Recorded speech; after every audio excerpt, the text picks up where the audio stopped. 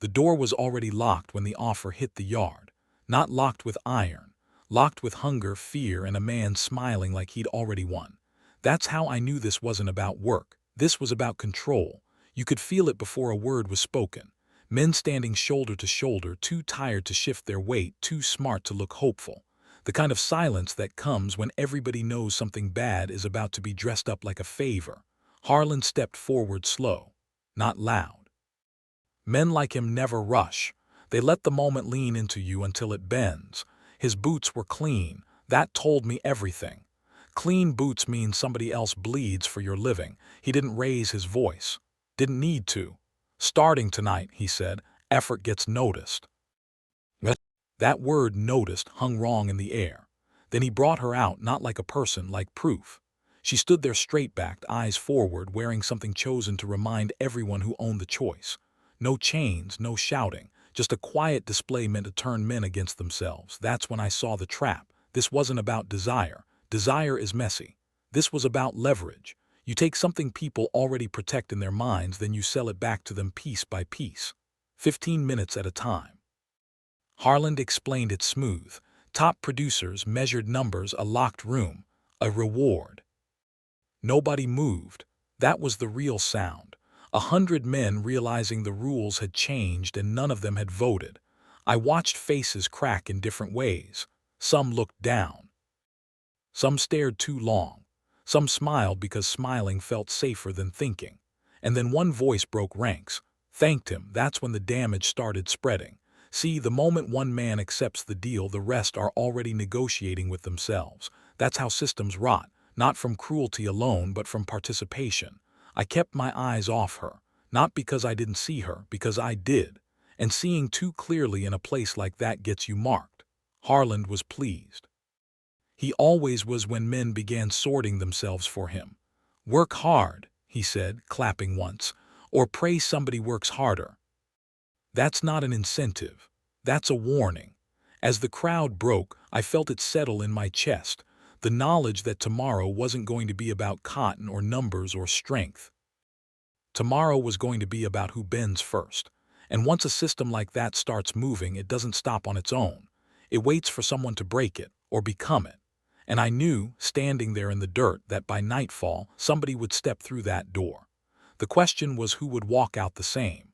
By sundown, the math had already started working on men's heads.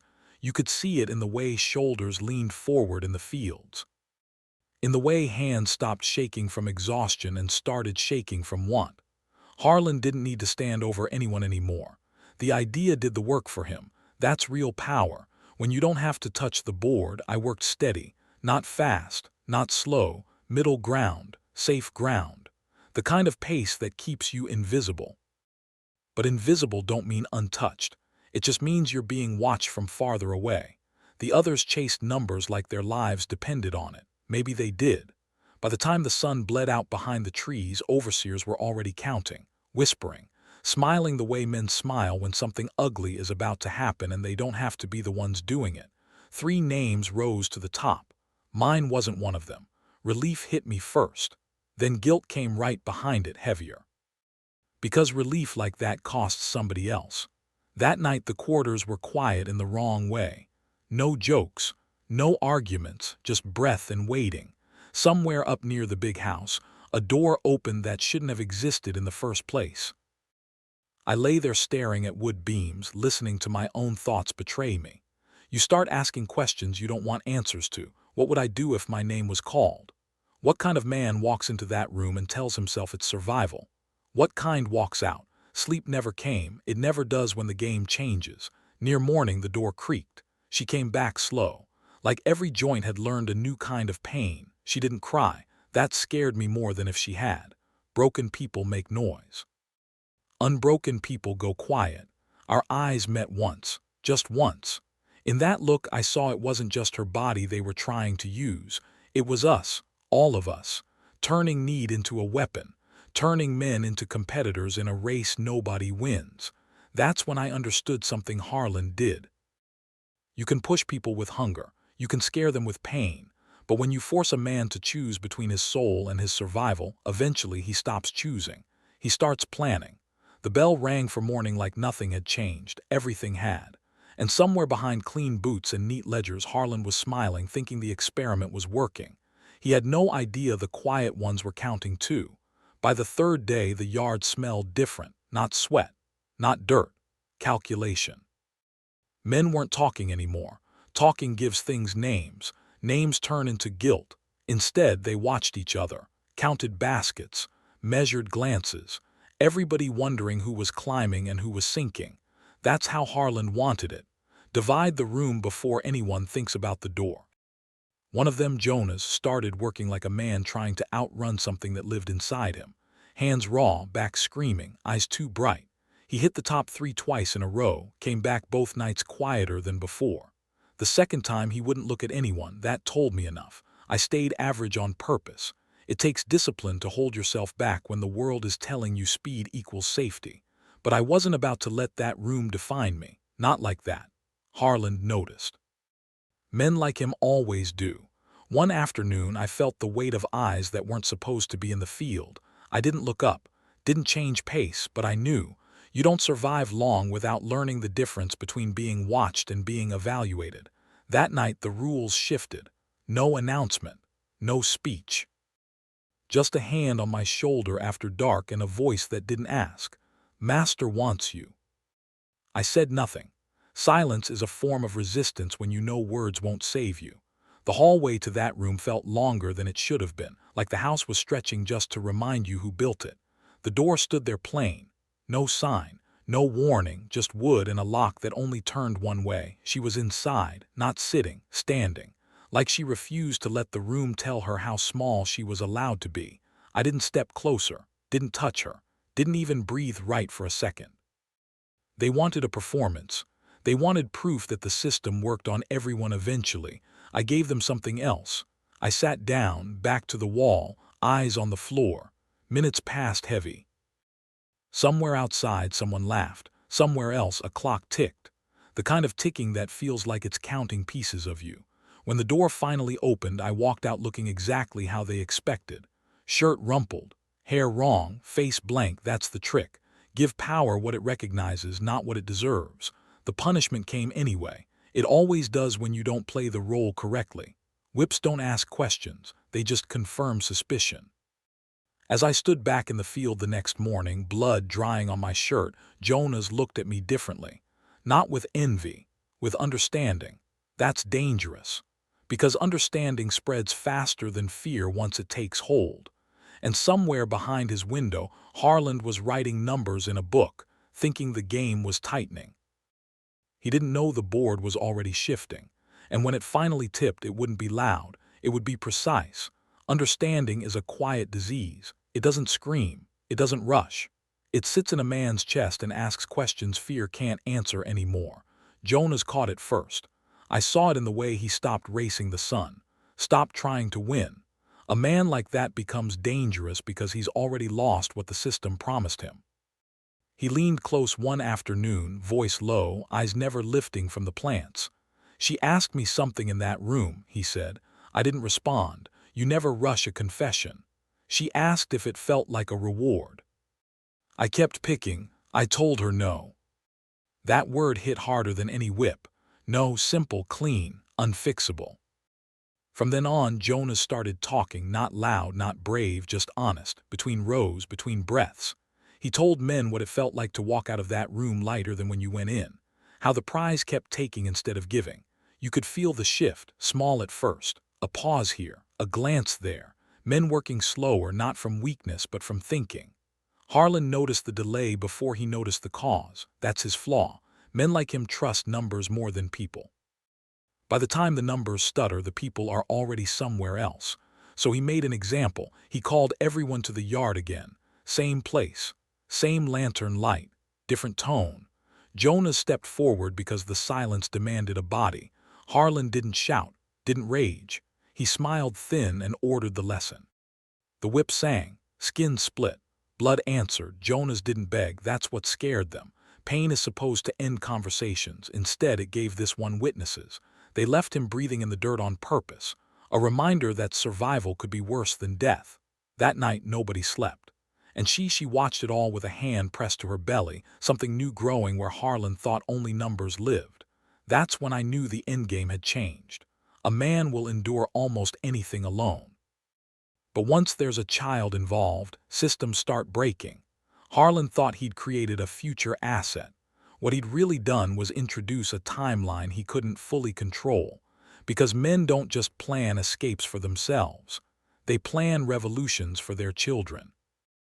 And somewhere beyond the fence line, beyond the marsh, beyond the guns and dogs and ledgers, the world was still turning without his permission. Which meant sooner or later, somebody was going to run. And when they did, Harlan would learn the most expensive lesson of all.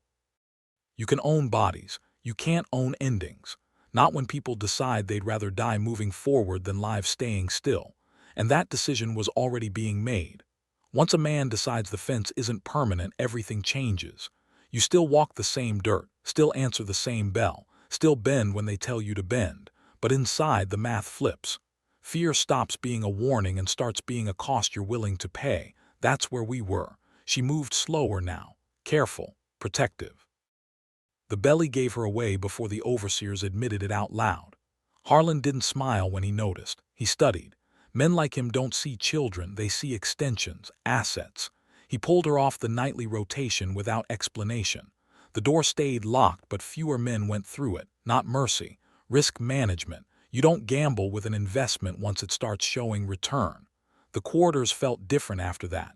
Hope is dangerous when it's quiet. People start whispering plans they don't fully understand yet. Jonah's survived. Barely. They wanted him alive so everyone could see what courage costs, but scars talk, and his talked louder than any speech. He didn't stop working. Didn't stop talking either. Just changed the subject. Started asking men what they'd do if the rules disappeared overnight. Where they'd go, who they'd take with them. Those conversations spread like fire without smoke. Harlan felt it before he could prove it. That's when he started watching me, not directly, never directly, just enough pressure to remind me I was a variable. Variables make powerful men nervous. One night she whispered to me in the dark, voice steady, eyes sharp. "I know where the patrol's thin," she said. I didn't answer. Listening was the answer.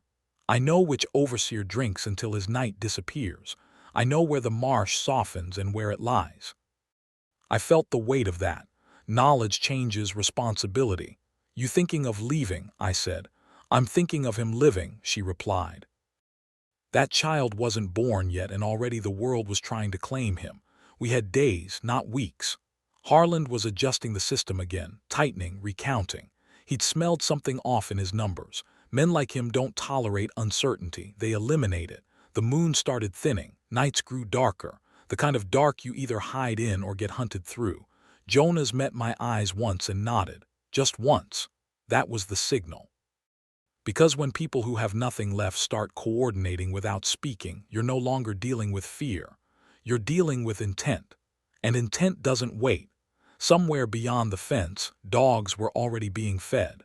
Somewhere inside the big house, Harlan was sharpening his pen, convinced the story still belonged to him. He had no idea the last chapter was already moving. And once the first foot crossed that fence, there would be no turning back. The night didn't open for us. We forced it. No speeches, no prayers, just hands shaking from purpose instead of fear. She wrapped the child tight against her chest, the way women have done since the first man decided to own something that breathed. Jonas created the noise. Lantern tipped. Horses spooked. Men shouting in the wrong direction. Controlled chaos, the only kind that works when you're outnumbered. We moved through shadow like it was part of us. Every step away from the quarters felt louder than gunfire. The fence came up fast, wood and wire pretending to be law. Then the baby cried, high, sharp, honest. That sound cut through the dark like a knife through silk.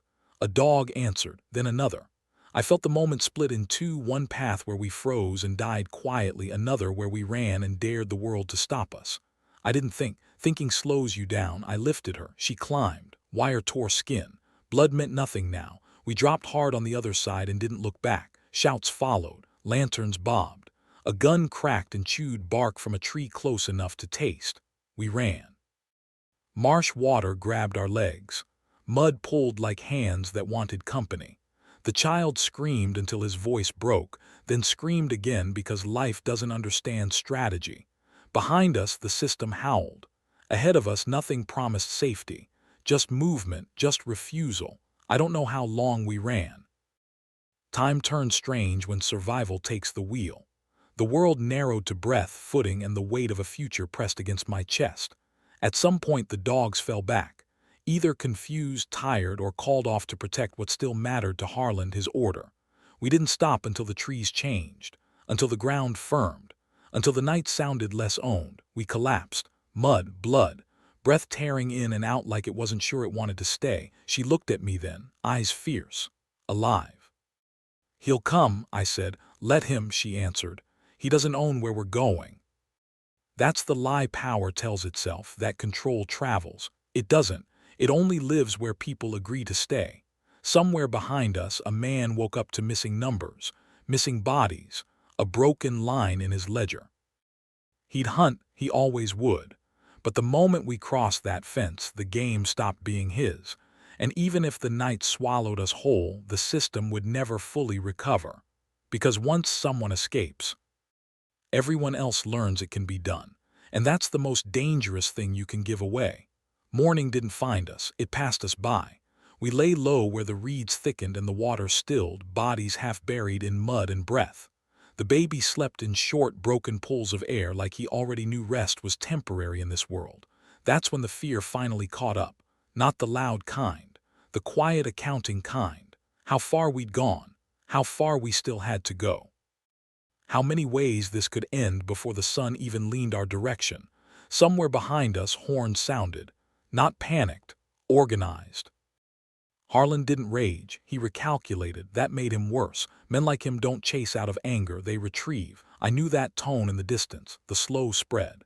The way sound fans out when someone's closing a net instead of firing blind. She felt it too. I saw it in the way her jaw set, the way she shifted the child higher, tighter. Pain still lived in her body, but it wasn't in charge anymore. "You hear that?" I whispered. "Yes," she said, "and I hear what's missing." "What?" "The bell." She was right. No morning bell, no signal to start the day, which meant the day had started without us. Which meant Harlan wanted all eyes searching, not picking. That's pressure. Jonah's bought us time, but time runs out faster than hope. We moved again, slow, careful, every step chosen. Every sound weighed. Marsh gives way to river if you know where to look. River takes scent. River tells dogs lies if we reached it. Branches snapped somewhere to our left, too heavy for wind, too steady for chance. I stopped, she stopped, the baby stirred. I felt the old instinct rise, the one that says turn, fight, end it quick. But fighting was Harlan's language, running was ours. We waited, seconds stretched long enough to hurt. Then a shout, not close, not far, orders being passed, lines tightening. They were good, but they were counting on us panicking. I leaned in close to her ear. "When I move," I said, "don't look back, don't stop." "And you?" she asked. I didn't answer. Answers make promises, promises slow your feet. We moved, down the bank. Into water cold enough to steal breath. Current grabbed at our legs like it wanted to keep us honest. The baby cried once. I stepped deeper, let the water climb my chest, let it carry sound away. Behind us, someone shouted again, sharper this time. A gun fired, too close. We disappeared into the river's bend just as the sound cracked the space we'd been standing in. Water closed over us. Cold, heavy, real. That's where the night ended, not with freedom, not with capture, just motion, just choice. Just a man, a woman, and a child refusing to stay where the story said they belonged. And somewhere on dry land, Harlan stood with his clean boots sinking slowly into mud, realizing for the first time. The ledger was missing something he couldn't calculate. And he didn't know if he'd ever get it back. Water rewrites everything. It steals scent, breaks lines, turns certainty into guesswork. That river didn't care who owned land or bodies or books. It moved the same way it always had, forward, crooked, patient. We let it take us, not swimming, not fighting, just giving it enough to carry the truth away from where it started. By the time we crawled out, dawn was thinning the dark, that blue-gray hour where shapes lie about what they are. We hid under low brush, soaked to the bone, shaking from cold that felt cleaner than fear. That's when the baby went quiet, too quiet. She checked him fast, hands steady, eyes sharp. Then she exhaled slow, the kind of breath you don't know you're holding until it leaves you.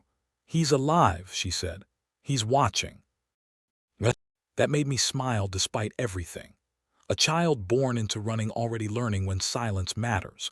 We didn't celebrate, survivors don't, we listened. Dogs were still working the riverbank, but not together anymore, confused, split.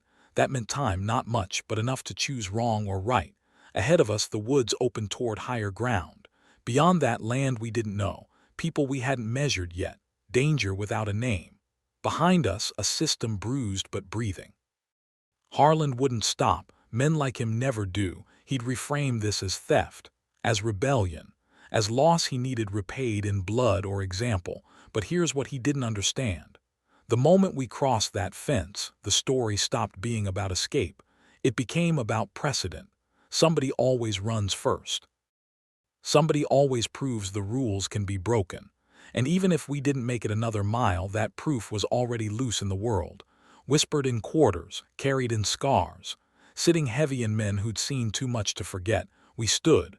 She adjusted the child. I checked the tree line. No sound yet. No signal, just the kind of quiet that asks a question. Do you keep moving? Or do you wait to be found? We stepped forward. And somewhere behind us, far enough to be real, close enough to matter, a horn sounded again, different this time. Shorter, sharper, they had our trail back. And this time there would be no river left to lie for us. The horn wasn't calling men, it was calling closure. Short blast, sharp edge. That's the sound you make when the hunt stops being about recovery and starts being about message. We didn't speak. Words were heavier than breath now. She shifted the child again, tighter to her chest. I watched the tree line not for movement but for intention. Men always announce themselves when they think they're winning. Silence means they're thinking. That's when I saw the break, not in the woods, in the pattern. The dogs weren't spreading anymore. They were narrowing. Somebody smart had taken over. Somebody who understood terrain, not rules. Harland had changed pieces. We angled uphill. Harder ground, fewer places to hide, but also fewer places to surround. Running straight gets you caught. Running crooked keeps you alive. My legs burned. Her breathing hitched once, then steadied. Pain was there, but it wasn't leading. Purpose was. Behind us, a branch snapped, too close. I turned just enough to see shadow shift between trees, not rushing, walking. That kind of confidence means numbers. I whispered, if it breaks wrong. She cut me off, it won't. That wasn't hope, that was decision. We crested the rise and stopped short. Ahead of us, open land, a clearing we didn't expect. No cover, no river, just distance and daylight starting to show teeth. That's when the baby stirred again, not a cry, a breath. A sound like he was about to choose noise. I felt the clock slam down inside my chest. If he cried, they'd hear. If we moved, they'd see. If we stayed, they'd surround. That's a deadlock, the kind that ends stories. I looked at her. She looked at me. No panic. No bargaining. Just two people who knew the next move would decide everything. Somewhere behind us, a man gave a quiet command. Boots shifted. The net tightened. And right as the baby's mouth opened, the world changed direction. A sound cut across the clearing. Not a horn, not a shout. A gunshot not behind us, from the trees ahead. Every body froze, including theirs. That was Harland's signal. That was somebody else stepping onto the board. And for the first time since this started, I didn't know who held the advantage. That shot wasn't meant to hit. It was meant to speak. You learn the difference when you've lived around guns long enough. A warning round doesn't hunt flesh. It claims territory. Everything stopped, dogs, men, even the wind felt like it leaned in. A voice followed, low. Controlled, not shouting. Shouting is fear pretending to be power. That's far enough. Not white, not plantation soft, not an overseer's bark. This voice carried weight without asking permission. Figures stepped out from the trees ahead of us, 3 at first, then more. Rifles held easy, like extensions of arms that knew how to use them but didn't need to prove it. Free men. The hunters behind us hesitated. You could hear it in the delay, in the way orders didn't come right away. Harland's people weren't used to running into something that didn't belong to the system. One of the men ahead glanced at the child, then at her face. His jaw tightened. "You crossed from bad ground," he said. "That means somebody wants you back." I didn't answer. Silence again. Still the safest language. Behind us, someone shifted. A dog growled. Tension stretched thin enough to snap skin. The man ahead raised his hand just a little. Not dramatic, just enough. "You take another step," he said, calm as counting cards, "and this stops being a discussion." That's the moment power changes hands. Not when blood spills, but when nobody's willing to spill it first. Harlan's men weighed it. Risk versus reward. Numbers they couldn't be sure of. Consequences they didn't control. They backed off slow, not retreat. Reposition, that's worse. The man with the rifle looked at us again. "You can't stay here," he said. "And if you keep running straight, you'll die tired." She nodded. "We know." He gestured deeper into the woods. "Then follow, quiet, fast, no questions yet." We moved. Behind us, the plantation swallowed its anger and started planning something else. It always does. Ahead of us, the path narrowed into something uncertain, dangerous, and not owned by anyone with a ledger. As we disappeared into the trees, I knew one thing for sure. Harlan hadn't lost, but he'd been challenged, and men like him never forgive that. They wait, they adapt. They come back with cleaner boots and dirtier plans, which meant this wasn't the end of the story. It was just the moment the game got bigger. They didn't run us. They absorbed us. That's how you know you're dealing with people who have survived longer than fear. No rush. No speeches, just motion with purpose. We moved single file through timber that knew secrets, stepping where others had stepped before. Paths you don't see unless someone shows you. The man in front never looked back. He didn't have to. He trusted the silence behind him. After a while, my lungs stopped screaming and started listening. That's when I realized something else. Nobody was following, not close, not loud. Harlan's men had pulled back to think. That worried me more than pursuit. We reached a low structure half swallowed by trees. Smoke bled thin from a place designed not to announce itself. The smell of iron and old fire sat heavy in the air. Inside, eyes studied us. Not curious. Evaluating, they looked at hands first. Always hands, then faces, then the child. An older woman stepped forward, scar across her cheek. Calm like she'd buried panic years ago. She touched the baby's foot, gentle, respectful. "He came out quiet," she said. "That's good." She looked at us. "You bring heat with you." I nodded. "We know." She didn't smile. "Heat spreads." They gave us water, not much. Enough, gave her cloth, gave the child space. Nobody asked names yet. Names come later when survival isn't still deciding. Outside, the woods stayed too still. That's when one of the scouts came back fast. Whispered into the leader's ear. I caught pieces. Riders, not many, not plantation men. That landed wrong. The leader looked at me. First real look. "You sure nobody else knew you were running?"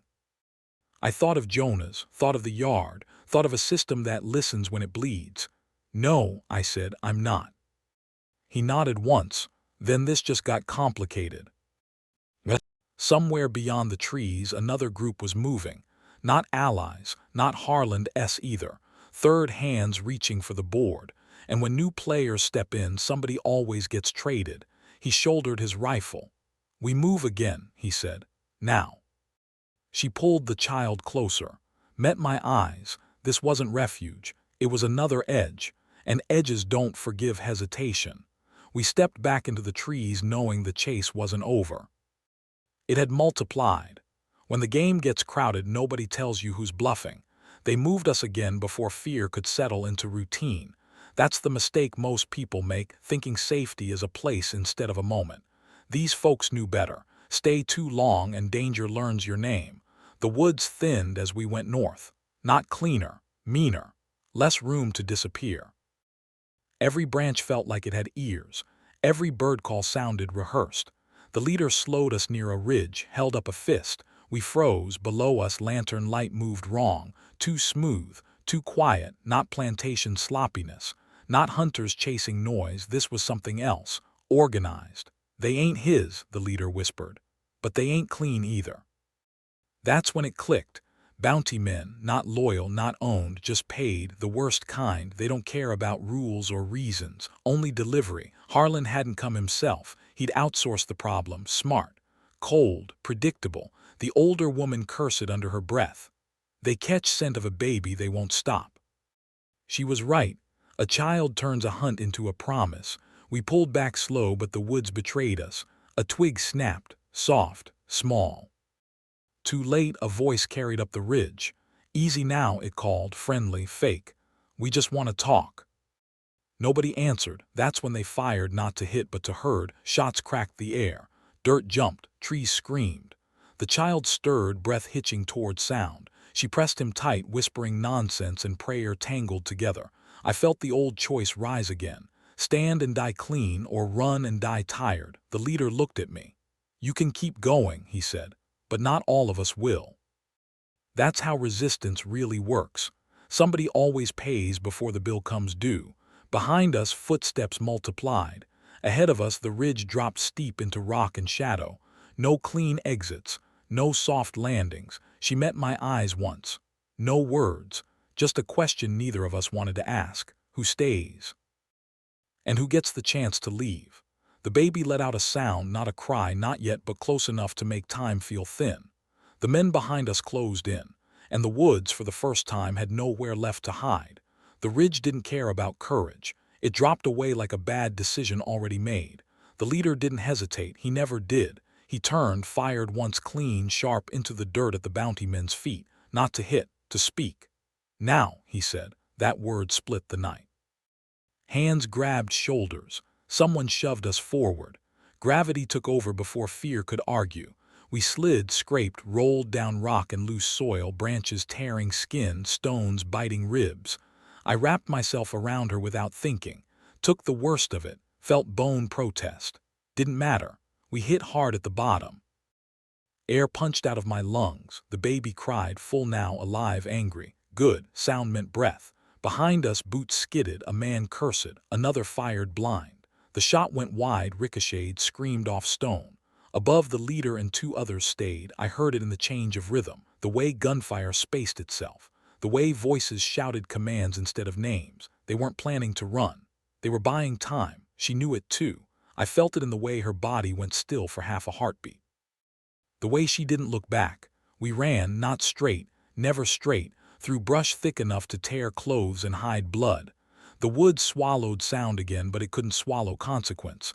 Shots echoed above us, short, controlled, then louder, messier. Then one scream cut through everything. It stopped just as fast. We didn't slow. You don't dishonor a sacrifice by pausing to grieve it. You survive. That's the only thank you that counts. The ground leveled out near water again, narrow stream this time, fast and cold. I stepped into it without thinking, pulled her after me. Let the current steal what it could. Scent, direction, certainty. We followed the stream until our legs shook and our breath came ragged and thin. Then we broke away into reeds and mud and lay there shaking, silent, pressed into the earth like we were trying to disappear into it. Above us, the woods argued with themselves. Shouts, orders. A different horn this time, angrier. Not Harlan's tone, something frustrated. Minutes passed, maybe more. Time stopped behaving. The baby finally quieted, his breath small and steady against her chest. She kissed his head once, just once. I listened. Nothing close, not yet, but I knew this truth deep in my bones. Somebody had died so we could keep moving, and men like Harlan don't forget debts. They collect them, slowly, carefully, with interest. We stayed still as the night crept toward morning again, knowing the woods had thinned its protection, knowing the world beyond this place was bigger but not kinder. And somewhere out there, a man with clean boots and an empty ledger page was already rewriting the hunt. Because this time it wasn't about recovery. It was about example. Morning came wrong. Too quiet. Too clean. The kind of quiet that means someone else is awake and deciding where to place the next move. We didn't rise with the light. That's rookie behavior. Light makes silhouettes and silhouettes make targets. We stayed low, damp, stiff, letting the world show its hand first.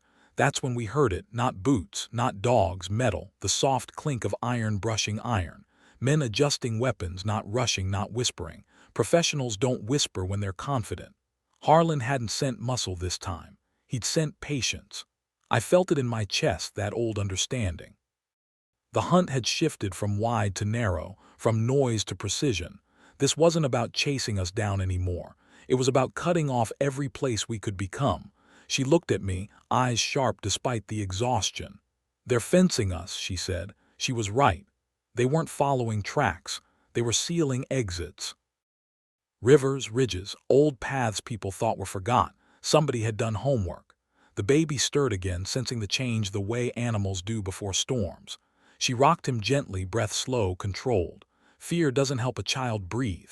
We moved inch by inch, keeping the reeds between us and the sound. Every step felt like a bet placed with blood we didn't have spare. Then a voice carried through the trees, not shouting, not searching, calling.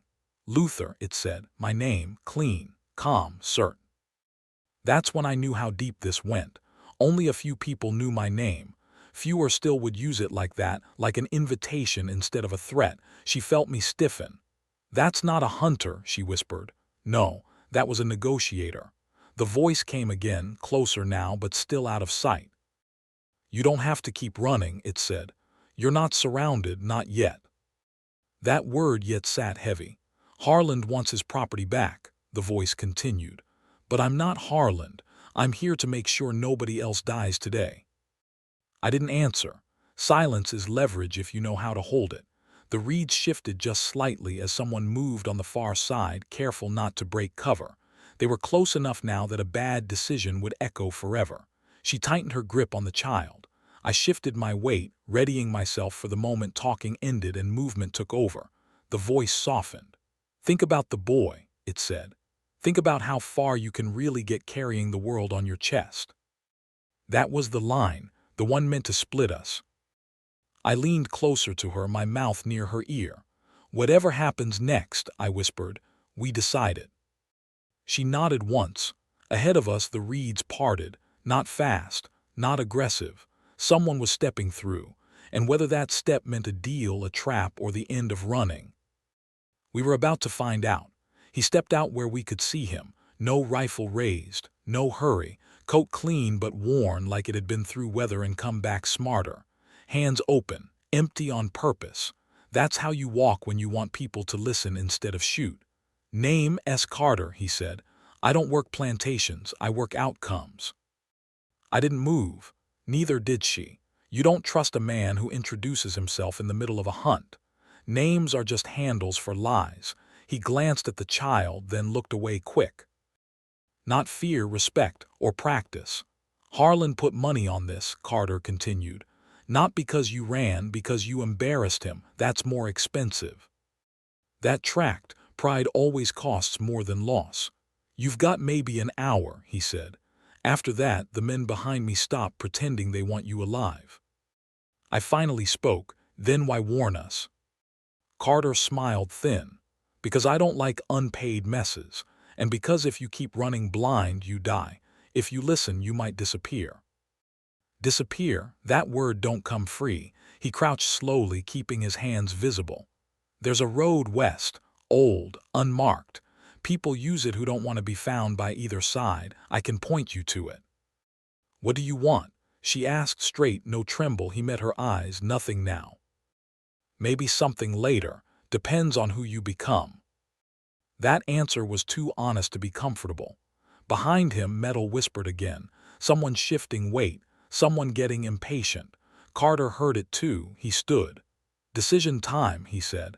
"Follow me and you trust a man you don't know. Stay and you trust the woods to save you twice." The baby stirred, soft sound. Alive, I looked at her. She looked at me. No more plans, no more waiting, just choice.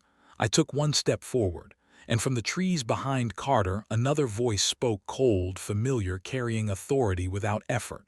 "That won't be necessary." Harland, not shouting, not running, just close enough to matter. And suddenly every direction felt owned by someone else. Harland didn't step out. He didn't need to. His voice did the walking for him, smooth as polished wood, cutting through the trees like it already knew the way. That's how men like him move, never first, never exposed, always certain the ground will rearrange itself in their favor. Carter went still, not scared, calculating. "Mr. Harland," he said lightly. "Didn't expect you this close to the mud." A pause, then boots, measured, unhurried. Harland emerged where the light could find him, coat clean, face calm, eyes sharp with the satisfaction of a man who believes he's corrected an imbalance. Two men flanked him, rifles ready but relaxed, ownership in posture alone. "There's no need for theatrics," Harland said. "This ends clean if you stop making it interesting." His gaze slid to the child, lingered half a second too long. "That boy," he continued, "belongs to a system bigger than your feelings." She stiffened. I felt it before I saw it, the kind of tension that snaps bones or worlds. "You ran," Harlan went on, almost conversational. "That's forgivable, people panic, but you took property with you. That complicates things." Carter shifted his stance just enough to matter. "We had an understanding," he said. Harlan smiled thin. "We had a price." The woods held its breath. I saw the angles then, the spacing. The way Harlan's men had drifted without announcing themselves. He hadn't chased us, he'd herded us. This wasn't a rescue or a negotiation, it was a closing argument. "Step aside," Harlan told Carter. "You've done your part." Carter didn't move. Instead, he asked, "You sure you want witnesses?" That question landed heavier than a threat. Harlan's eyes flicked just once to the tree line, to places that looked empty but weren't, to people who didn't belong to either side. For the first time since this began, something like irritation touched his face. "You think this ends my way or yours," Harlan said. "It ends the way it always does." He nodded once, a rifle lifted. At the same moment the baby drew breath deep, sharp, ready to cry. Time narrowed to that sound. One trigger pull away from chaos, one step away from surrender, one decision from something no ledger could balance. And nobody moved, because everyone knew. The next sound would decide who the woods remembered. The baby cried, not loud, not long, just enough. That sound cracked the moment open like a fault line. Harlan flinched, just a fraction, not fear, calculation thrown off. Men like him don't expect noise from the pieces they've already counted. Carter moved first, not fast, smart. He stepped sideways, putting his body just barely between Harlan's sightline and the child. A subtle theft of angle, the kind of move you only see if you're looking for it. "You pull that trigger," Carter said evenly, "and this stops being your property problem. It becomes everyone's." Harlan's jaw tightened, his men tensed. Rifles rose another inch. From the tree line I heard it breathing that wasn't ours, a shift of weight. The quiet agreement of people who'd been waiting for permission to matter. Harlan saw it too. "You think I can't clean this up?" he said. "You think I haven't buried worse mistakes than you?" Carter didn't blink. "I think you already lost control of the variables." That word hit him, variables. I felt her fingers dig into my arm, not fear, warning. Harlan's eyes locked on me now, really looked, the way you look at something that refused to behave. "You," he said, "you could have stayed small." That was his mistake. I stepped forward, not aggressive, not loud, just enough to show I wasn't asking anymore. "You taught us how this works," I said. "You just forgot one thing." He waited, "So did you." The woods shifted again, closer this time, not hiding anymore, not rushing either. A woman's voice spoke from somewhere Harlan couldn't see. "That child don't belong to you." Another voice joined it, then another, not shouting. Claiming, Harlan's men glanced at him. That hesitation spread like oil on water. He raised his hand sharply, too sharp. And that's when the first shot finally fired. No one knew who pulled it, but everyone knew. Whatever came next would burn every bridge behind it. The shot didn't hit flesh, it hit choice. Sound exploded through the trees and everything that had been held tight finally tore loose. Men moved without waiting for orders, guns lifted. Someone shouted a name that wasn't meant to be shouted. I grabbed her and turned as the woods answered back with noise of its own. Not panic, response. Shots came from angles Harlan hadn't owned 5 seconds earlier. Not wild, measured. People who knew where they stood and why. Carter was already moving, pulling us low, dragging us toward a cut in the ground I hadn't seen before. "Now," he said, not loud, absolute. We dropped into it as bullets tore bark where we'd been. The baby screamed full this time, rage and life spilling out of him, refusing to be quiet for anyone. Good, noise draws fire, but it also draws witnesses. Above us, voices tangled, orders got crossed. Somebody yelled retreat, somebody else yelled hold. That's what happens when power meets resistance it didn't schedule. I risked a look back. Harlan stood frozen for half a breath too long, not scared, stunned. He hadn't expected the woods to answer, hadn't expected his voice to stop being the loudest thing in it. One of his men went down hard, clutching his leg, screaming words that didn't matter anymore. Carter shoved us forward again. "Tunnel ahead," he said. "Old, half-collapsed, you fit, I don't." She looked at him, eyes wide, understanding faster than I liked. "You coming?" she asked. He shook his head once. "No drama. Someone else got to close the door." Behind us, Harlan's voice cut through again, sharper now. "Angry human. Do not let them." Another shot cut him off. We reached the opening. Low, narrow, smelled like damp earth and old decisions. I didn't hesitate. Crawled in, pulled her after me, shielded the child with my body as dirt fell around us. Behind us, Carter fired again. Then again, slower now, buying seconds. The tunnel curved and swallowed sound, turning chaos into a dull roar. We crawled until our arms burned, until the baby's cries turned into wet gasps, until the light behind us shrank to nothing. Then silence. Not safe silence. Waiting silence. Somewhere above, men would be counting bodies, counting losses, counting who got away. And somewhere in that accounting, Harlan would be realizing something that would follow us for the rest of our lives. He didn't just lose property, he lost authority. And men like that don't chase to win. They chase to erase. We kept moving in the dark, not knowing where the tunnel ended, not knowing who'd still be standing when the noise caught up to us again. Only knowing one thing for sure. There was no going back, and the next light we saw might belong to someone worse than Harlan, or to no one at all. The tunnel didn't lead out, it descended. That's the trick with old escape routes. They don't promise daylight, they promise separation, from sound, from scent, from certainty. We crawled until the air turned colder and the ground leveled out beneath our hands. The walls widened just enough to kneel, just enough to think again, which is dangerous after you've been surviving on instinct. The baby finally quieted, exhausted by fear he didn't understand yet. His breath fluttered against her chest, small and stubborn. That's when the silence sharpened. Not empty, occupied. I felt it before I heard it. The way pressure changes when someone else is close. She felt it too. Her body went still, the way animals freeze before storms. A shape shifted ahead of us in the dark, not rushing, not hiding. Waiting, a voice followed, low and calm, coming from a place where light didn't belong. "You're late." Not Harlan, not Carter, someone else entirely. I tightened my grip on the dirt. "Who's asking?" A pause, then a quiet exhale, almost amused.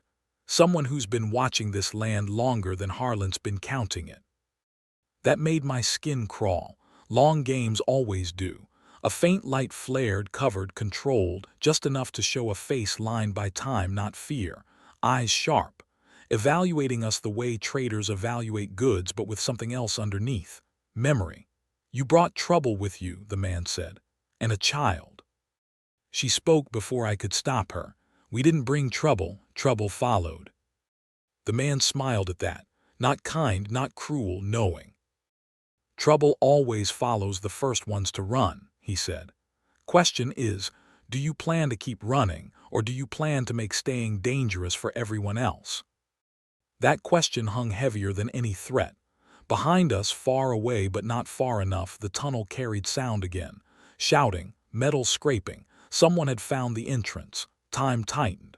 The man in the dark waited, patient as rot. "Choose," he said, "because if they catch you here, you won't just disappear." The baby stirred, fist curling tight like he already understood the stakes. And in that moment, with no light, no map, and enemies closing from both sides, I realized something worse than being hunted. We were being recruited. And whatever answer we gave next would decide whether we stayed fugitives or became something Harlan could never outrun. Recruitment doesn't come with banners, it comes with pressure. The man in the dark didn't raise his voice, didn't step closer. He let the tunnel do the work for him. Let the sound behind us creep forward just enough to remind us time was bleeding out. "I'm not asking you to be heroes," he said. "Heroes die loud. I'm asking if you understand leverage." That word again, I hated how familiar it felt. She shifted the child higher, chin lifted. "What happens if we say no?" The man didn't answer right away. That told me everything. "You keep running," he said finally. "Maybe you make it, maybe you don't. Either way, the boy grows up hunted. His name becomes a reward." Harlan's voice echoed in my head, calm and sure. "Property, system, correction. And if we say yes?" I asked.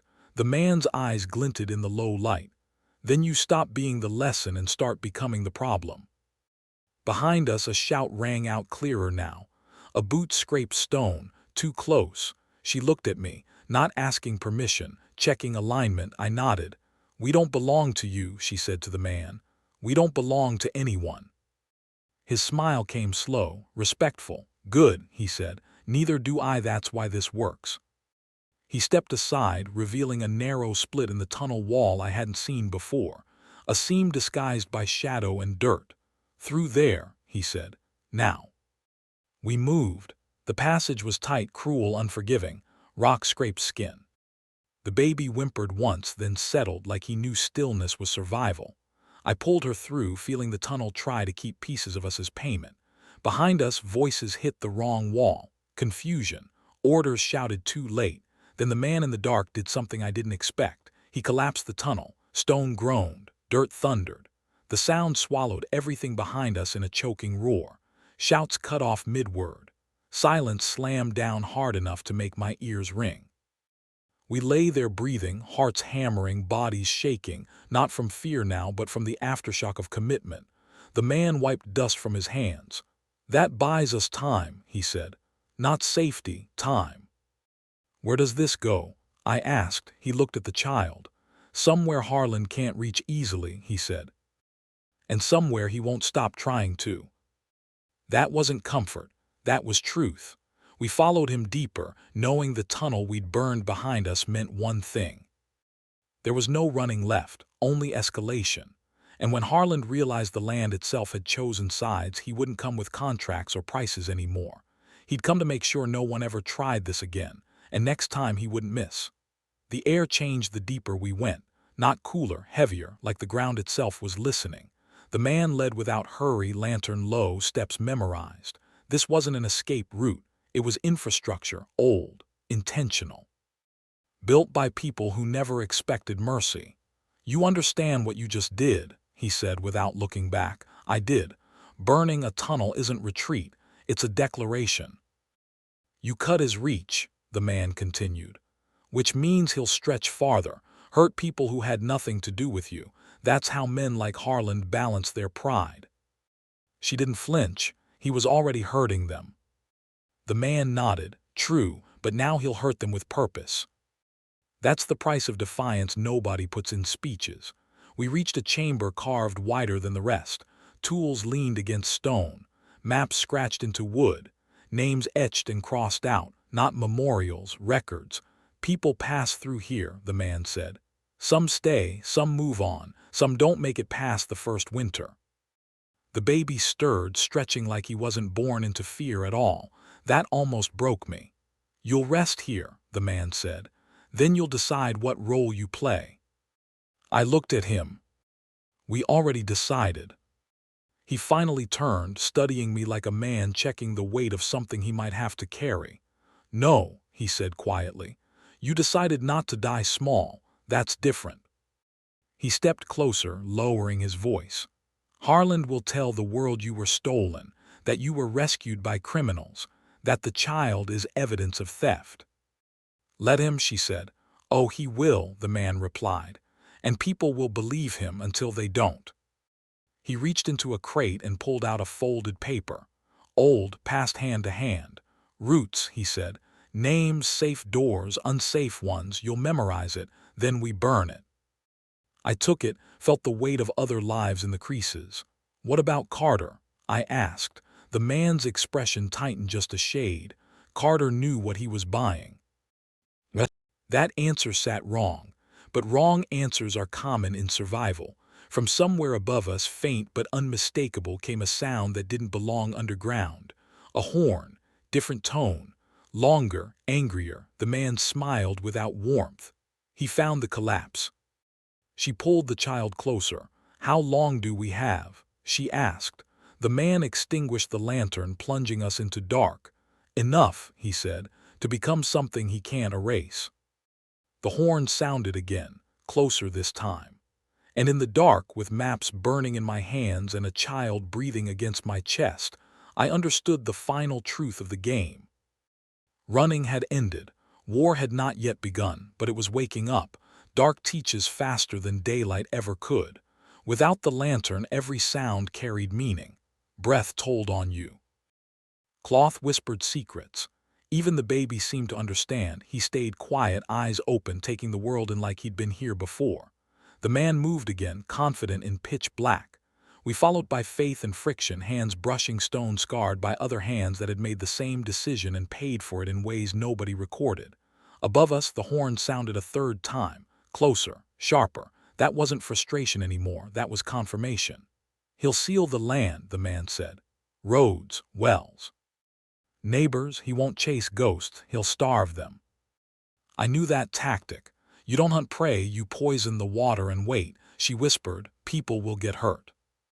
"Yes," the man replied, no apology. "But they were always getting hurt. The difference now is they'll know why."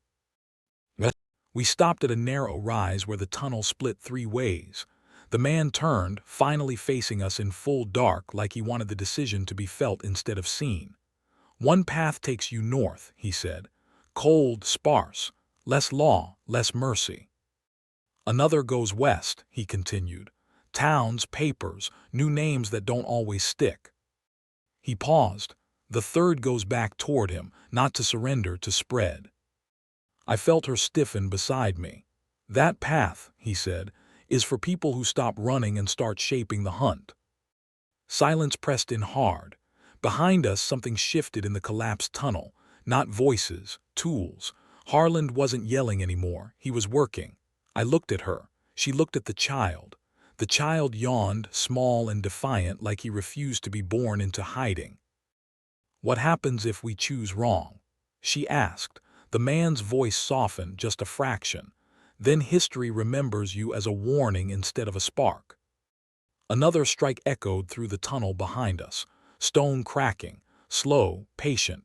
Time was thinning again, 3 paths, no guarantees, and a man above ground who had decided this land would bleed until it forgot us. The man stepped back. "Choose," he said, "because he's coming through that wall." And whichever way we went next, there would be no shadows left to hide in. Choice doesn't feel heroic when it arrives. It feels small, tight, like the world just narrowed to a breath and a step. I looked at her. She didn't look back at me right away. She looked at the child, watched the rise and fall of his chest, listened to the quiet strength in his breathing, like he was already arguing with fate. Then she lifted her head. "We go back," she said, not loud, not brave, certain. The man didn't react. He just nodded, like he'd already written that answer down somewhere. "Then you don't go as refugees," he said. "You go as signal." Behind us, stone cracked again. Closer now, Harlan's patience had teeth. "What does spreading look like?" I asked. The man reached into the dark and pressed something into my palm. Cold, solid, not a weapon, information. "Names," he said. "Places, people who already hate him but never thought they could touch him. You won't fight him head on. You'll make him doubt every shadow."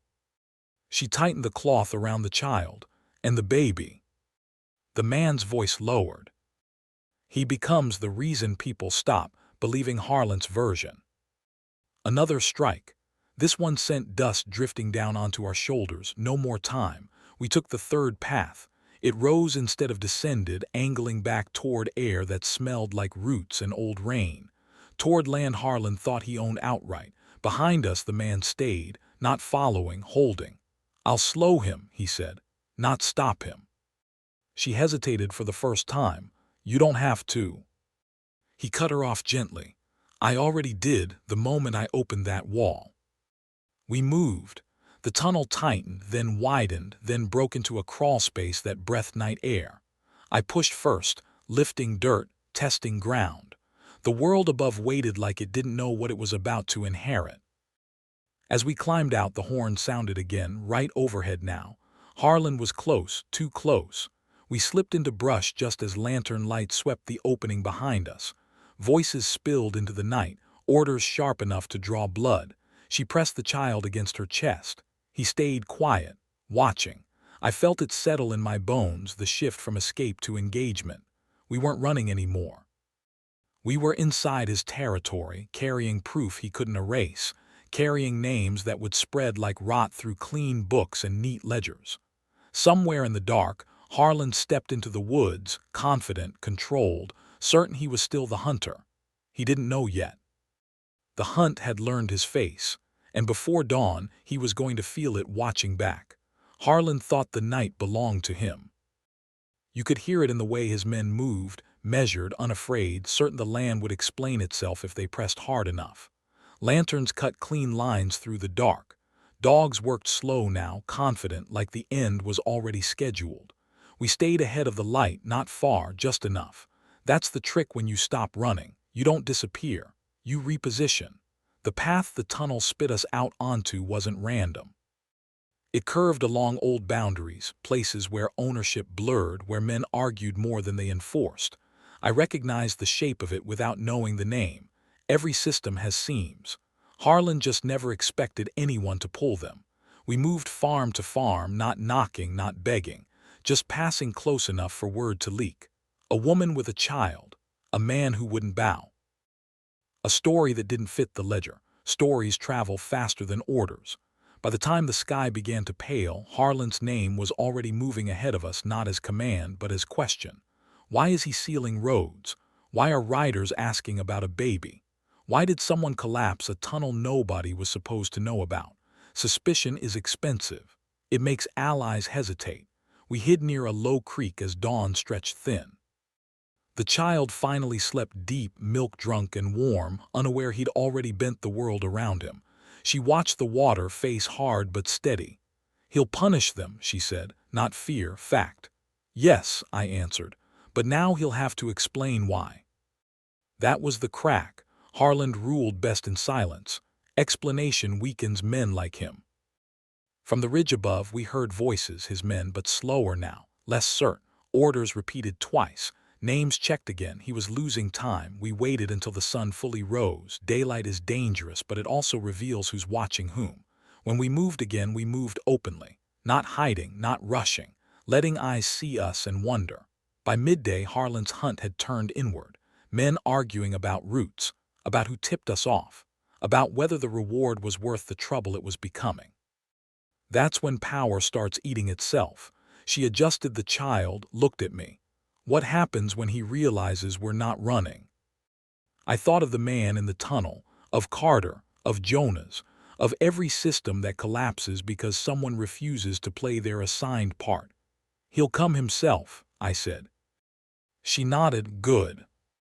Because the moment Harlan steps out from behind his men, behind his numbers, behind his clean boots, he stops being a system. He becomes just another man standing in the open. And that's when the real danger begins. We kept moving, not toward safety, but toward consequence. And somewhere behind us, Harlan was realizing too late. The quiet had turned against him. Harlan did come himself. You could feel it before anyone said his name. The woods stiffened. Men stopped arguing and started aligning. That kind of order only returns when the owner steps back onto the floor. We saw him across the open stretch just past the creek. No lantern now. No need. Daylight suited him. Let him look reasonable. Let him look right. Clean boots. Calm face. Same man who thought the world behaved because he kept records. He raised one hand and his men slowed. Another and they stopped. That silence wasn't respect. It was training. "This has gone far enough," he called, voice carrying like it belonged. "You've made your point." I almost laughed. Points are what men make when they think the board is still theirs. She stepped forward before I could stop her, not reckless, deliberate. The child was visible now, breathing, real, undeniable.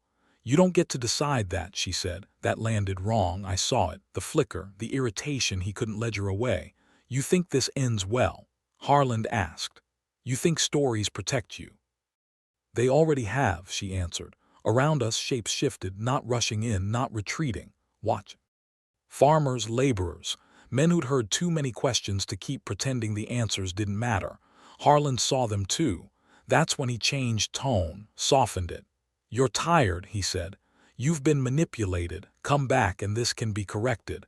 Quietly. Correction, that word again, always meant erasure. I stepped beside her. "You don't get quiet anymore." He looked at me then, really looked, not as property, as problem. "You," he said, "you were always going to cost more than you were worth." Behind him, one of his men shifted his grip. Nervous, not trained for this kind of standoff. Harland noticed and tightened his jaw. He'd brought force to a moment that needed belief. That's the mistake that ends systems. The child stirred, opened his eyes, and let out a small sound. Not a cry, a claim. Every head turned. Harland hesitated just long enough.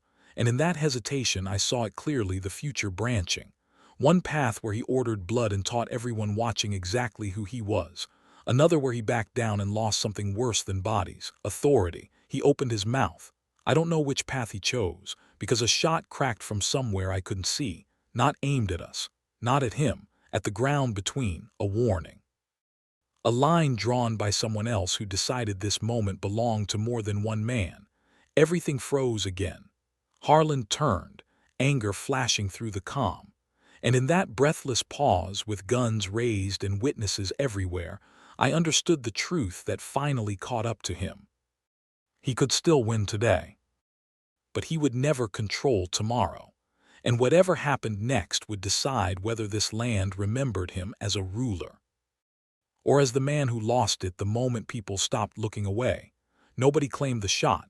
That was the loudest thing about it. Harland's men scanned the tree line, fingers tight, eyes searching for a target that refused to introduce itself. Guns don't scare people anymore. Uncertainty does.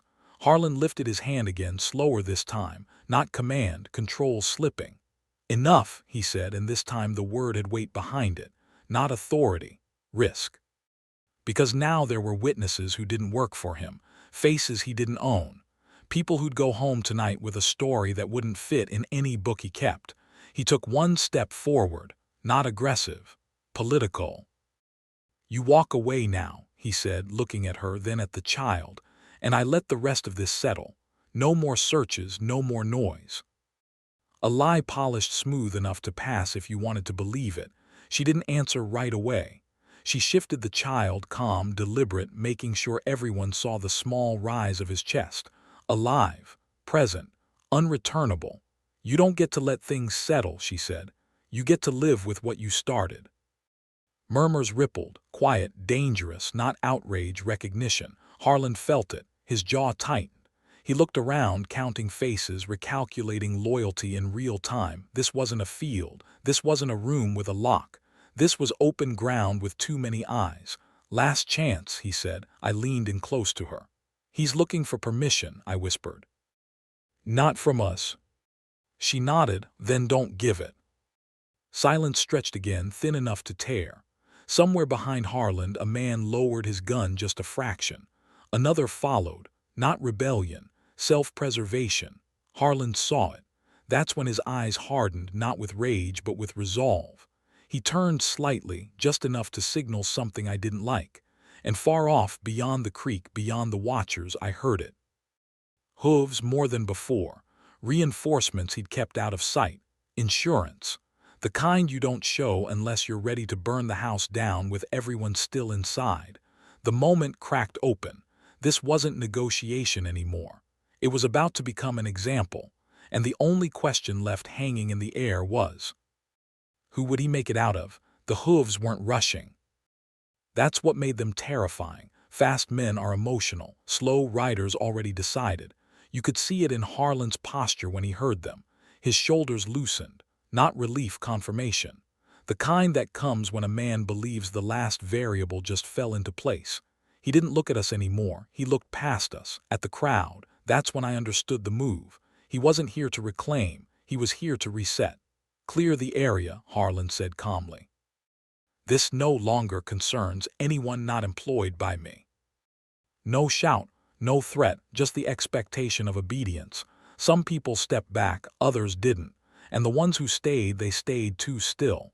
The riders came into view through the trees, 6 of them, armed, disciplined. Faces blank in the way men's faces get when they've been paid not to think. Harland raised his hand again, this time not to stop anything but to aim the moment. "Take the child," he said, not loudly. "Alive." That word landed like a knife sliding between ribs. Everything in me went cold. I stepped in front of her without thinking. No plan, no calculation, just refusal turning physical. "You do that," I said, "and this land burns in ways you can't put out." He finally looked at me again, really looked. "You think fire scares me?" he asked quietly. "I've been feeding it my whole life." The riders spread, not fast, surgical, cutting off angles, creating inevitability. Behind us, the people watching shifted. Fear started winning arguments. Fear always does when blood hasn't spilled yet. The baby made a sound, small, curious. Every head snapped toward it. Harlan smiled. That smile wasn't cruel, it was administrative. That's when a voice I didn't expect cut through the space. "Harlan." Not shouted, recognized. One of the riders stiffened. Another turned his head. A third hesitated just long enough to matter. From the far edge of the clearing, a man stepped forward alone. Older, unarmed, walking like someone who'd already buried too many sons to care about threats. "You don't take children in daylight," the man said. "Not like this." Harlan's smile thinned. "This doesn't concern you." "It concerns everyone," the man replied. "Because once you cross that line, you don't get to pretend this is business anymore." The clearing went dead silent. Even the horses shifted uneasily. Harlan's eyes moved, counting again, weighing how many witnesses would survive the day, how many stories he could still control. His hand lifted, not all the way, enough. And I knew right then that whatever happened next would not be reversible, because the moment he chose to reach for that child, the land would choose against him, and it was about to choose out loud. Harlan's hand stopped halfway. That's where men reveal themselves, not in what they do, but in what they hesitate to finish. The older man didn't move closer, didn't raise his voice. He just stood there like a boundary that hadn't been written down but still counted. "You take that boy," the man said, steady, "and tomorrow every mother on this land stops believing your rules protect anything." Harlan's jaw worked. He looked at the riders again, at the crowd, at the way fear was starting to split, some people backing away, others leaning in like they wanted to see the truth settle. Authority doesn't disappear all at once, it leaks. One of the riders shifted his horse. Another cleared his throat, small things, but Harlan noticed. He always did. "This is disorder," Harlan said louder now, "and disorder spreads." "So does memory," the older man replied. "Ask the ones you couldn't break." That hit somewhere deep. I saw it in Harlan's eyes, the flash of something he never let himself feel long enough to name. Anger, not loud anger, strategic anger, the kind that waits. He lowered his hand, not surrender, deferral. "Fine," he said, "not here." The rider stilled. The moment loosened just enough for breath to come back into chests that had been holding it. Harlan turned his attention to the crowd. "You've all seen what happens when people confuse emotion for ownership," he said. "Remember that when consequences arrive." That was the promise, cold, complete. He looked at her one last time, at the child, at me. "This isn't over," he said softly. "It's just going to take longer." Then he turned away. The riders followed, slow, deliberate, making sure everyone understood they were leaving by choice, not pressure. As the sound of hooves faded, the clearing didn't relax. People stood there blinking, like they just watched a law crack and didn't know which way it would fall. She exhaled for the first time in what felt like hours. The older man stepped closer finally, looked at the child, then at us. "You bought time," he said, "not safety." I nodded. "We know." He leaned in, voice dropping. "When Harlan comes back, he won't bring men who hesitate." She tightened her grip on the child. "Then we won't wait," she said. The man studied her, then smiled once. Not warm, respectful. "Good," he said, "because now everyone here knows something they didn't this morning." "What's that?" I asked. He glanced at the crowd, at faces already turning inward, already replaying what they'd seen. "That Harlan can be stopped," he said, "and that scares men like him more than losing." The clearing began to break apart. People drifted back to their lives carrying a story they hadn't agreed to carry, but now couldn't put down. We moved the opposite direction. Not running, positioning, because somewhere behind us, Harland was already planning the version of this that ended with blood. And somewhere ahead of us, the land was deciding whether it would protect what had just been spoken aloud. Or punish it, either way. The next move wouldn't belong to him alone. By nightfall, the land was talking, not loud, not openly, but in the way men avoid your eyes then circle back later with questions they pretend they're not asking, in the way doors don't close as fast, in the way silence stretches where obedience used to live. We didn't stay near the clearing. Visibility cuts both ways. We moved through back routes, places the map doesn't bother naming, where fences are older than claims and creeks remember feet better than paper ever did. The child slept through most of it. That scared me more than his crying ever had. She noticed too. "He's listening," she whispered, taking it in. I didn't answer. I didn't want to say what I was thinking, that children raised inside pressure grow into people who don't flinch at it. We reached a borrowed shelter just before full dark. One room, one door, no lock. The kind of place that says trust is either mutual or useless. She sat with her back to the wall, child against her chest, eyes still sharp despite the exhaustion trying to claim her. I stood near the door, not guarding, counting. Footsteps. Wind. Distance. Outside, an owl called. Somewhere farther off, a horse snorted, too calm. That's when I heard it, the sound that doesn't belong to night. Metal on stone, careful, controlled. I held up a hand. She went still. The steps stopped just outside the door. A pause, then a knock. Not Harlan's rhythm, not desperate, not friendly, deliberate. "Open," a voice said quietly. "Before we have to start making choices you won't like." I didn't move. Neither did she. The baby stirred, drew breath. And I knew right then that Harlan hadn't come himself this time. He'd sent someone who didn't need permission. And whatever was waiting on the other side of that door wasn't here to negotiate. I didn't open the door. That was the first answer. The knock came again. Same rhythm, same patience. Whoever stood out there knew time worked for them until it didn't.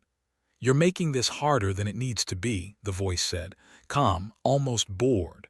"Harlan wants order restored, that's all." Order, that word again, always dressed up like peace. I shifted my weight just enough for the floor to creak. Let them know I was there. Let them wonder where I was standing. "She's not coming out," I said, "and neither is the child." A pause, longer this time, then a soft chuckle. "You think I'm here to take them?" That made my skin tighten. "I'm here to make sure you don't get ideas." The latch rattled once, testing, not forcing. Behind me she stood without a sound, the baby held close, her eyes locked on mine. No panic, just readiness. The kind that comes when someone's already decided how far they'll go. Outside, another set of footsteps joined the first. Then another. They spread out. Quiet, practiced. This wasn't a snatch job, this was containment. "You had your moment," the voice continued. "You embarrassed a powerful man in daylight. That doesn't buy freedom, it buys attention." I leaned closer to the door. "Then tell him he should have come himself." Silence. I pictured the man outside weighing that, measuring whether this situation was still clean enough to end quietly. Somewhere in the dark, metal whispered, a weapon shifting, not aimed yet. The baby made a small sound, not a cry, a breath that carried just enough to remind everyone what this was really about. The voice softened. That worried me more than the threat. "Last chance," it said. "Open the door, walk away, leave the child. You might live long enough to regret it." I closed my eyes for half a second, then I spoke. "No." That word didn't echo, it landed. Outside I heard it, the signal. Not shouted, felt. Men adjusting positions, decisions locking in. The door shuddered once as someone leaned into it, testing strength. Behind me, she whispered, "Whatever happens next." "I know," I said. "We decided." The pressure against the door increased. Wood groaned. Hinges complained. And just as it felt like the first plank might give, a shout cut through the night from somewhere farther out. Urgent, unplanned, the pressure stopped. Boots shifted again, faster now. The voice outside changed tone, sharp, alert. "Hold." Something had gone wrong. Something Harland hadn't accounted for. And in that sudden, fragile pause, with enemies at the door and chaos blooming somewhere just out of sight, I realized this wasn't a cleanup anymore. It was about to turn into a reckoning. The shout outside wasn't panic, it was recognition. That's the difference men like Harland fear most: when something happens that wasn't on any list, wasn't paid for, wasn't planned.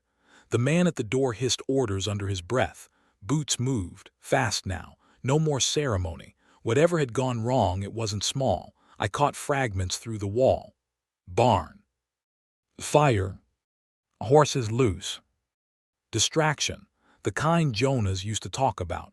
Tools breaking in places that force men to look away. The pressure on the door vanished. Not retreat, recalculation. I didn't open it. I didn't chase the moment. You don't rush when the board finally shifts. She exhaled, slow. The baby stayed quiet, eyes open now, dark and steady, like he was watching men fail for the first time. Minutes passed, long ones. Then footsteps again, but fewer, lighter. A different knock, 3 taps, uneven. I recognized it. The door cracked open just enough for a face to appear in the dark. Jonas, pale, sweating, alive. "They're pulling back," he whispered. "Not gone, just reorganizing." I nodded. That tracked. Harland never retreats without sharpening something on the way out. "Carter," she asked. Jonas shook his head once. Held long enough, longer than he had to. That was all he said. It was enough. "They won't come tonight," Jonas continued. Too many eyes awake now, too many questions. "And tomorrow?" I asked. Jonas met my gaze. "Tomorrow he stops pretending." Silence filled the room again, but it felt different now. Charged. Like the air before a storm breaks its own rules. She looked down at the child, then back up at us. "Then tonight is the last night we belong to his timing." Jonas swallowed. "You sure?" She didn't hesitate. "He's already decided what this child is worth to him. If we wait, he collects." I thought of Harland's face in daylight. The way control leaked when people stopped looking away. "Then we move before dawn," I said. "Not to run, to end this." Jonas nodded once. "I know where he'll be, where he feels safest." Of course he did. Men like Harland always return to the place they believe the story still obeys them. Outside, the night settled again, but thinner now. Less obedient. Somewhere beyond the trees, Harland was already rewriting the plan. He just didn't know yet. The ending was no longer his to draft. Harland was awake before dawn. Men like him always are when they feel the ground shift. Sleep only comes when the world still answers cleanly. We moved while the sky was undecided, that thin gray hour where shapes exist but don't testify yet. Jonas led, quiet, certain. He didn't talk. He didn't need to. The path told the story. The house stood ahead of us, smaller than it ever looked from the fields. That's how power works. Distance fattens it. Proximity starves it. There were guards, fewer than usual, tired ones. Men who'd already been pulled in too many directions overnight. Jonas peeled off first. Then another shadow did something deliberate somewhere behind us. A cough, a stumble, a reason for 2 guards to turn their heads at the same time. We didn't fight our way in. We were already inside the cracks. Harland was in his study, lamp lit, ledger open, pen moving, still counting, still believing numbers could outrun consequence. He looked up when the door opened. No shock, just irritation. "So," he said calmly, setting the pen down, "you made it this far." She stepped forward. The child was awake, watching him with a seriousness that didn't belong to something so small. "You lost control," she said. Harland smiled faintly. "Control bends," he replied. "It doesn't break." I closed the door behind us. Not dramatic, final. "You taught them to see," I said. That was the mistake. He stood slowly, adjusted his cuffs, all performance gone now. This was the man underneath. "You think stories topple systems?" he asked. "I bury stories every season." "Not this one," she said. "This one walks." Harlan's eyes flicked to the child. Calculation tried to return, failed. "You don't understand," he said. "If I fall, someone worse takes my place." She nodded. "Maybe, but he won't have your head start." That was it. The truth men like him never survive. Harlan laughed once, short, real. "You know what you've done?" he asked. "Yes," she said. "We chose." That word ended it, not with blood, not with a shout, with footsteps outside. Many, unafraid. Not his men alone anymore. Harlan listened. His face finally changed, not fear, recognition. The ledger slipped from his hand and hit the floor. When the door opened again, it wasn't to drag us out, it was to take him in. Later, much later, when the land learned how to breathe without his name pressed into it, people would argue about what really happened. Who fired first? Who planned what? Who deserved credit? None of that mattered. What mattered was this. A woman refused to stay a prize. A child was born without permission.